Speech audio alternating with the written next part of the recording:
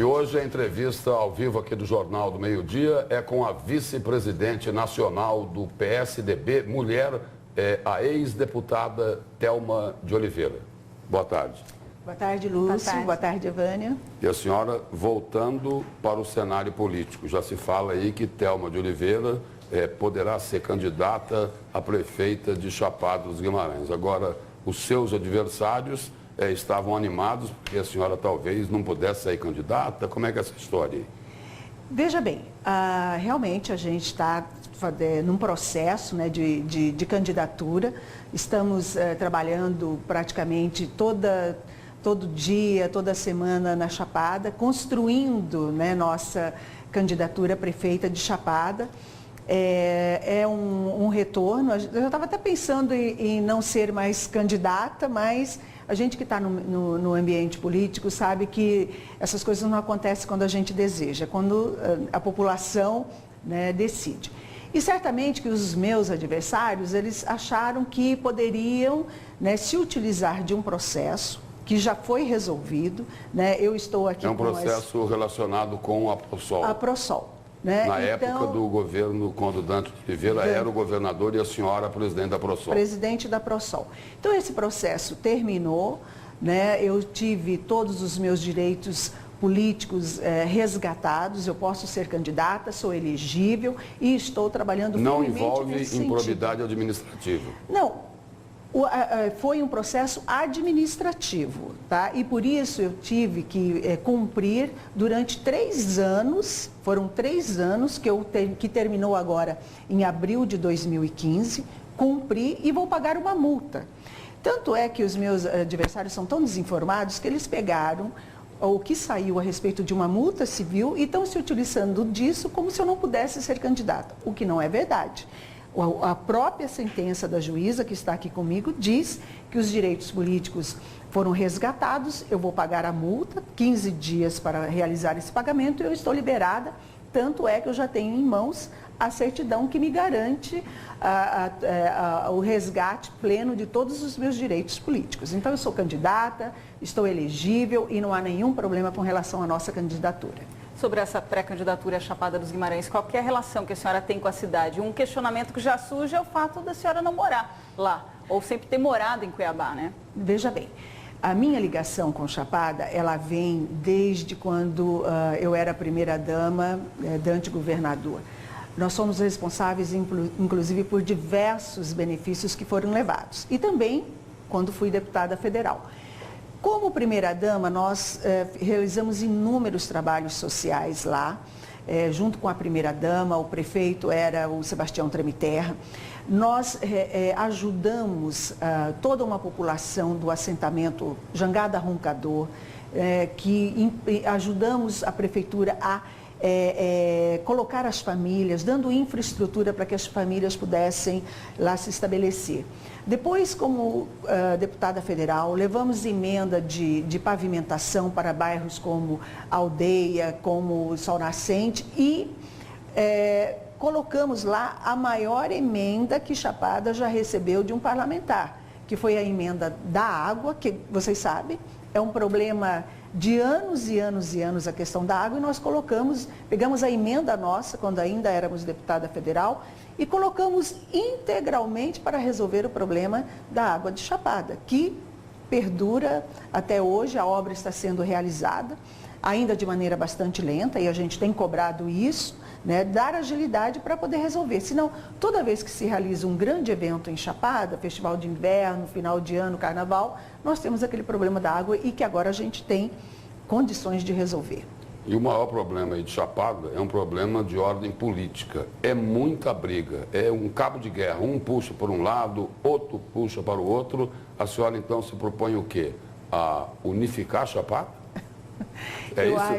Eu tenho, assim, um carinho muito grande por Chapada, né? O que eu desejo é que todas as forças políticas, sociais, a sociedade civil, ela se engaje nesse processo de resgate da cidade, que é isso que a população deseja, né? Então, essa coisa de apaziguar todo mundo, reunir todo mundo e todo mundo marchar junto, claro que a gente desejaria que fosse assim. Mas, de qualquer forma, hoje nós temos, por exemplo, a sociedade civil organizada lá é muito forte. Tem uma entidade como a Prodec, que tem uma preocupação enorme com o desenvolvimento da cidade, o desenvolvimento econômico, o desenvolvimento social. Nós temos toda uma gama, por exemplo, ontem o governador Fávaro assinou um decreto, né, tornando Chapada a capital do bordado da Baixada Cuiabana. Lá tem um grupo de bordadeiras maravilhoso. Então tem uma série de coisas que acontecem naquela cidade e que não estão reunidas buscando um único objetivo, que é tornar Chapada uma das cidades turísticas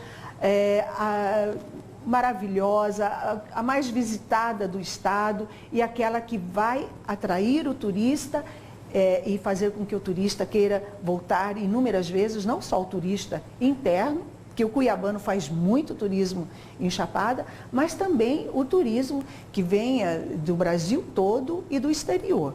Então, eu acho que o nosso objetivo é reunir forças, organizar todo mundo para que a gente possa atingir esse objetivo e tornar Chapada uma cidade maravilhosa que todos nós merecemos. Para encerrar, uma última pergunta aí, saindo de Chapada e indo para a política nacional. Qual a avaliação que a senhora faz desse momento que o país vive hoje?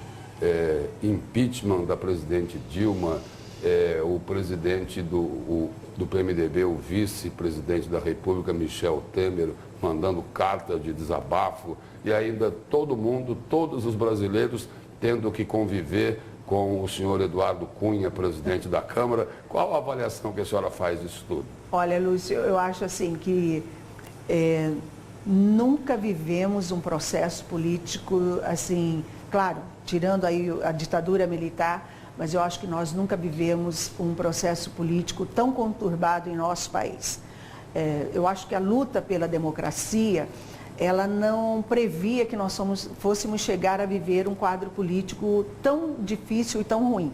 Porque, na minha avaliação, está péssimo, porque além desse quadro político, de uma disputa que nós estamos tendo de poder, né, entre forças do executivo e do legislativo, no caso... E ninguém olhando para o país. E ninguém olhando para o país, né? Aliás, estão olhando da pior forma, né? Porque a inflação que está aí, que está corroendo o salário do trabalhador, de todo mundo, todo aquele ganho que o trabalhador teve, que nós do PSDB sempre achamos que era uma coisa falsa, com cartão, com Bolsa Família, com tudo. Não sou contra o Bolsa Família, sou a favor, só que eu acho que pegou e se jogou muito para cima um ganho e que, na verdade, hoje o trabalhador perdeu tudo isso.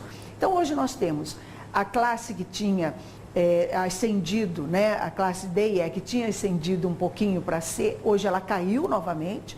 Hoje nós temos os preços no supermercado, um absurdo, né? E as mulheres que acompanham sabem muito bem que todo dia você chega no supermercado, o preço já mudou. Então, tudo isso faz com que a gente fique extremamente preocupado, né? Nós estamos preocupados porque nós estamos Fora a roubalheira, né? Ainda tinha me esquecido, obrigada por lembrar, toda essa situação de corrupção que assolou o país, que é um escândalo. Então, hoje nós estamos vivendo uma situação interna péssima, né, com um quadro político indefinido. Nós não sabemos o que vai acontecer o ano que vem. A previsão que nós temos aqui, uma economia que está caindo cada dia mais, né, o descrédito do Brasil no exterior só aumenta, e nós, o trabalhador, sentindo que mais uma vez quem vai pagar o preço por essa situação, por essa disputa, é o povo brasileiro. Obrigado pela presença e pelas informações da senhora aqui no Jornal do Meio-Dia. Obrigada. Muito obrigada.